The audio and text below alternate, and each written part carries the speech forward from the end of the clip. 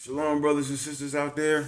I want to first give all praise to Yahweh by Shem Yahushai, and to all the brothers out there who's pushing this truth, and to the elders out there who's pushing this truth as well.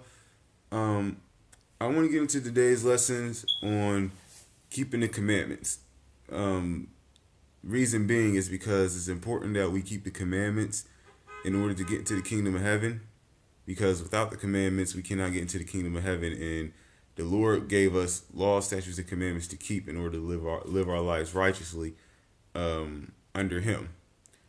And knowing that you are a Hebrew Israelite, and that's good for all you blacks, Hispanics, and Native Americans. That's good. If you watched any of the previous videos that I made, or any other videos that brothers out there made, and you realize that you are a Hebrew Israelite and that you are God's chosen people and that you are the real Jews, talking to you blacks, Hispanics, and Native Americans, then you should also know that in order to get into the kingdom, is you have to keep the commandments as well.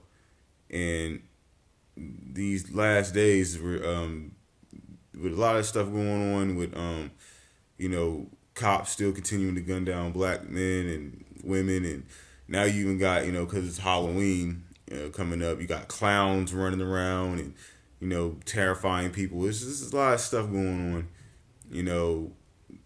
in these past years, and 2016 about to be over, and 2017 coming in, and this year's not even over yet. It's still so much things and prophecies to come, but yeah, it's important to learn to keep these commandments in order to keep your life assured, and your life in the kingdom assured. You know what I'm saying? You want to be on God's right hand side. You don't want to be on His left hand side when He's upset with you when you die. You want to keep His commandments and live a righteous life according to His will and according to His commandments and His law. So, with that being said, we're going to get into the book of Exodus chapter 20, and I'm going to read down the commandments, and I'm going to break down what they are, what they mean, and what we need to do, and how we need to keep them.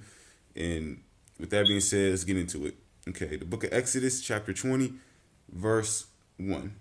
And God spake all these words, saying, I am the Lord thy God, which have brought thee out of the land of Egypt, out of the house of bondage. Thou shalt have no other gods before me. What that means basically in verse 3 is you should not have no gods before you. You should not be worshiping any idols or anything other than the Most High Yahweh. Continuing. Thou shalt not make unto thee any graven image or any likeness of anything that is in heaven above, or that is in the earth beneath, or that is in the waters under the sea. And in verse 4, what that means is, I'm going to read it again. It says, Thou shalt not make unto thee any graven images.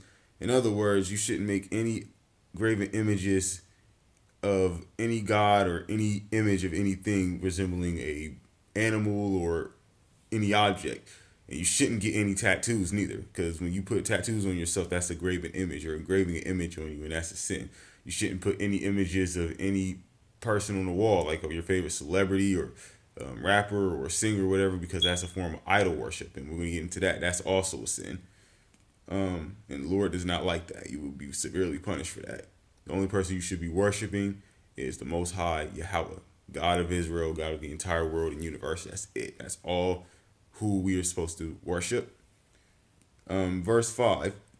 Thou shalt not bow down thyself to them, nor serve them, for I, the Lord thy God, am a jealous God, visiting the iniquity of the fathers upon the children unto the third and fourth generation of them that hate me.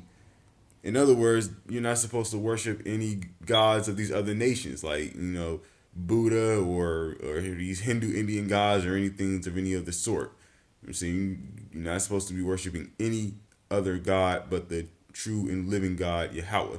The world ignorantly calls just God, but there's only one God, and His name is Yahweh. Verse 6. And showing mercy unto thousands of them that love me and keep my commandments. Thou shalt not take the name of the Lord thy God in vain, for the Lord will not hold him guiltless that taketh His name in vain. In other words, do not take the Lord's name in vain. His name is powerful. Don't just say His name, Yahweh, for no reason, or just calling on Him for no reason. Don't use His name in profanity. You know what I'm saying? Don't do anything of any sort that that's displeasing to the Lord using his name. That's a sin. Do not do that. That's breaking a commandment. You will be severely punished for that. Verse 7. Thou shalt not take the name of the Lord thy God in vain, for the Lord will not hold him guiltless that taketh his name in vain. Okay. Remember the Sabbath day and to keep it holy. Now, the Sabbath day, a lot of people believe that the Sabbath day is every Saturday, or believe that the Sabbath day is Sunday, according to the Christians. But the real Sabbath day, and I'm gonna make a lesson on that, is really based on the new moon. And the real Sabbath day is basically really is always changing. The real Sabbath day is on the 8th, the 15th, the 22nd, and 29th of the month on your calendar. And it's based on the new moon, because without having the actual calendar, you wouldn't be able to know how to keep the Sabbath day.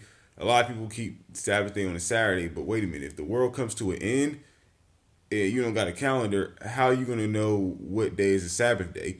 The Lord doesn't go by naming days. He goes by the moon. You know what I'm saying? The new moon. And some of you brothers and sisters out there is watching this video, you can do some research on that if you want, but I'm going to make a video on that, and I promise I will, to show you brothers and sisters out there how to properly keep the Sabbath day, because we've been lied to a lot. And that's the true Sabbath. It's based on the new moon, and you must keep that and honor it according to the Lord. Verse 9, 6 days shalt thou labor and do all thy work, but the seventh day is the Sabbath of the Lord thy God. In it thou shalt not do any work, thou nor thy son nor thy daughter, thy manservant nor thy maidservant, nor thy cattle nor thy stranger that is within thy gates. So on the Sabbath day, you're not supposed to be working at all. You're not supposed to be cooking. You're not supposed to be shopping and buying. You're not supposed to be having sex on the Sabbath. You're not even supposed to be thinking about sex on the Sabbath. You're not even supposed to be training. The only thing you're supposed to do on the Sabbath day is read the Bible, teach people the Bible, or sleep all day and relax. Just relax. That's the Sabbath day. It's a day of rest. And the Lord kept that holy for us, because on the seventh day even he rests. And that is a commandment, and we are to keep that as well. So keep the Sabbath day holy. All right. Verse 11. For in 6 days the Lord made heaven and earth, the sea and all that in them is, and rested the seventh day. Wherefore the Lord blessed the Sabbath day and hallowed it. And again, like I said in the previous verse, the Lord blessed the Sabbath day because it was the seventh day that he rests. And it's not talking about an actual Monday, Tuesday, Wednesday, Thursday, Friday, Saturday. Like the Lord doesn't